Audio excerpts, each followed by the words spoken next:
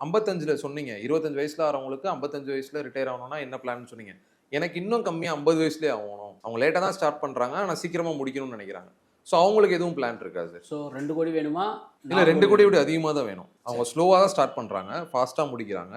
ஆனா கெயினும் அதுக்கு ஏத்த மாரி அதிகமா தான் வேணும். ஸோ இப்போ லேட்டாக ஸ்டார்ட் பண்ணுங்கும்போது நீங்கள் 2 பக்கமும் உங்களுக்கு டைம் கம்மியாகுது. ம். 30ல் ஸோ 5 வருஷம் அங்கே இல்லை, ம். 55 இல்லை 50. So which means I have only 20 years. Correct. இது 20 வருஷம் தான் பண்ணணுங்கிறீங்க. ப்ளஸ் அதை தவிர 4 கோடி ரூபா ரீச் பண்ணணும்னு சொல்கிறோம். 4 கோடி ரூபா கரெக்ட். ஸோ ஸ்ட்ரைட்டாக என்ன பண்ணலாம்னா 40,000 எஸ்ஐபி பண்ணால் 4 கோடி ரீச் பண்ண முடியும் at the rate of about 12%. Okay. நிறைய பேரால 40,000 பண்ண முடியும். ஆமா. 30 வயசில் வந்து எவ்வளோ சம்பாதிக்கிறாங்களோ நம்மளுக்கு தெரியாது. ம். அது ரொம்ப சிரமமாக இருக்கும். ஒருத்தர் 2 லட்சம் ரூபா ஒன் டைம் இன்வெஸ்ட்மெண்ட்ஸ் பண்ணி ஒரு 38,000 எஸ்ஐபி பண்ணாலும் நம்ம 4 கோடி ரூபா ரீச் பண்ணணும். அதுவும் நிறைய பேரால பண்ண முடியாது. சிரமம். ம்.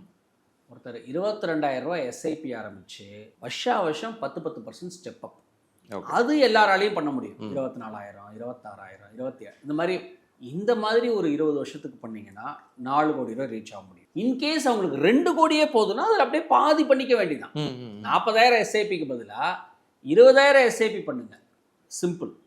2 லட்சம் ஒன் டைமுக்கு பதிலாக 1 லட்சம் ஒன் டைமும் உங்களுக்கு 19,000 ரூபா எஸ்ஐபியும் பண்ணிட்டீங்கன்னா உங்களுக்கு 2 கோடி ரூபா ரீச் ஆகிடும். அதுவும் இல்லை, நான் 11,000 எஸ்ஐபி பண்ணிவிட்டு 10% நீங்கள் ஸ்டெப் அப் பண்ணாலும் நீங்கள் 2 கோடி ரூபா ரீச் ஆகிறதுக்கு